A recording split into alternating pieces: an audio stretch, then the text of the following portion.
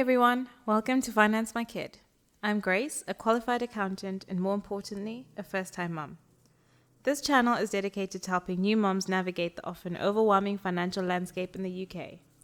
Here you'll find valuable information on personal finance, as well as practical tips on saving and investing that are specific to the journey of motherhood. So let's dive in. Having a baby is one of the most exciting times imaginable, but let's be honest, it can be expensive. Whether you're expecting, already have your bundle of joy, or you're still considering starting a family, then this video is for you. Taking maternity leave is crucial for new moms to recover and bond with their babies, but it often comes with significant financial challenges. Many women face a reduction in income during this period, which can add stress to an already demanding time. Statistics show that around 1 in 10 women are forced to go back to work within 4 months of having a child due to being unable to afford to stop working for longer.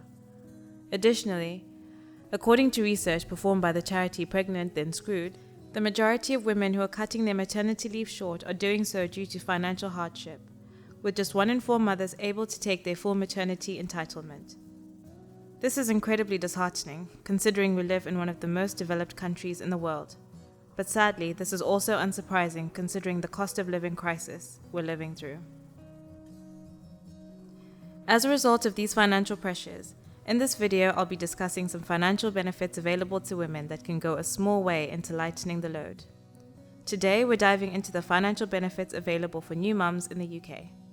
I hope you find this helpful and leave with a better understanding of the financial support available to you. In this video, we'll cover maternity pay, child benefit, maternity allowance, and the Start Maternity Grant. Let's get started. First up is maternity pay. This is financial support provided during your maternity leave from work. In the UK, you can take up to 52 weeks of maternity leave. During this time, you may be eligible for statutory maternity pay, which is paid for the first 39 weeks of your leave. This is broken down further, where you'll receive 90% of your average weekly earnings before tax for the first 6 weeks, and then you'll receive £172.48 per week, or 90% of your average weekly earnings, whichever is lower for the remaining 33 weeks. This is an increase from £156.66 per week, which was offered pre-2023. To be eligible for statutory maternity pay, you must have worked for your employer continuously for at least 26 weeks by the end of the 15th week before your baby is due. You also need to earn at least £123 a week on average and inform your employer at least 15 weeks before your due date and provide proof of pregnancy, such as a doctor's note or your Mat B1 certificate. Some companies offer enhanced maternity pay, which can be much more generous than SMP. Check with your employer about their maternity pay policy and what criteria you need to meet to qualify. Just as a side note for visa holders, statutory maternity pay is not considered public funds, so if you're on a work or student visa, you can still qualify for this benefit if you meet the other eligibility criteria. Next, let's talk about child benefit. This is a regular payment from the government to help with the cost of raising a child.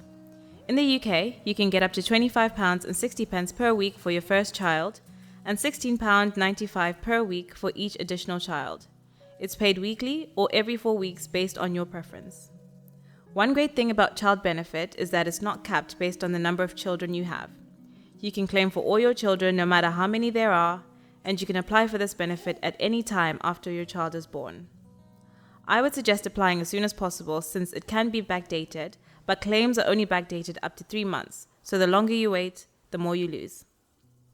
All families with children under 16 or under 20 if they're in educational training are eligible.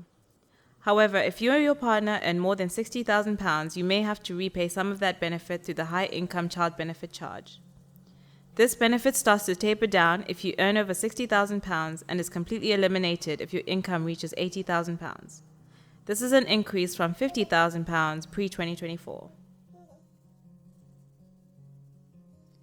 To apply, you can fill out a child benefit claim form online. I'll be making a how-to video on applying for child benefit, so make sure you check that out. Also check the description box for a link to apply online. For those of you that are visa holders, child benefit is considered public funds. So if you're on a work or student visa, you generally cannot claim it, and claiming it can affect your visa status. Always check your visa conditions or consult with an immigration advisor, as there may be some exceptions. Now let's discuss maternity allowance. This benefit is for those who don't qualify for statutory maternity pay, like self-employed women or those who haven't been with their employer long enough. If you're employed or have recently stopped working, you'll get £184.03 a week, or 90% of your average weekly earnings, whichever is lower, for up to 39 weeks. If you're self-employed, you can get between £27 to £184.03 a week for up to 39 weeks. The amount depends on how many Class 2 national insurance contributions you've made in the 66 weeks before your baby is due. To get the full £184.03, you must have paid contributions for at least 13 weeks and earned at least £30 per week for 13 of those weeks. If you've paid less than 13 weeks of contributions, you'll receive £27 per week, but you can top up your contributions to increase your allowance. HMRC will be able to guide you on how many contributions you need to pay. Remember, claiming maternity allowance may affect your other benefits like universal credit and job seekers allowance. Use a benefits calculator to see how it impacts you. You can apply online by filling out the MA1 form and sending it to the Job Centre Plus office along with proof of your income and proof of pregnancy. Check the description box for a link to apply.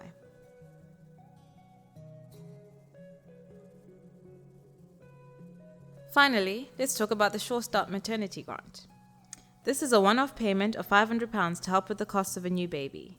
It's available if you're expecting your first child or if you're expecting multiple births, for example twins, and you're already receiving certain benefits or tax credits. To be eligible, you need to be receiving benefits like universal credit, income support, or job seekers allowance. You must apply for the grant within 11 weeks of your baby's due date or within 6 months after the birth. This grant is great for those who qualify, so please look into it. You don't have to pay the grant back and it will not affect your other benefits or tax credits. You can apply online by filling out the SF100 claim form and sending it to the address on the form along with your MAT-B1 certificate or your baby's birth certificate. Check the description box for the link to apply online. Or alternatively, if you don't have access to a computer, you can request a Start Maternity Grant claim form by calling the Job Centre Plus office. So those are the key financial benefits available to new mums in the UK. Maternity pay, child benefit, maternity allowance, and the Start Maternity Grant. Make sure to check your eligibility and apply for those benefits to support you and your new family. While it is great that we have these benefits are often not enough to cover the full cost of raising a child. Stay tuned for other videos where I'll be sharing additional savings tips that can help you stretch your funds further. If you found this video helpful, please give it a thumbs up and subscribe to Finance My Kid for more personal finance tips. And if you have any questions or topics you'd like me to cover, leave a comment below. Alright, thank you so much for watching and I'll see you in my next video.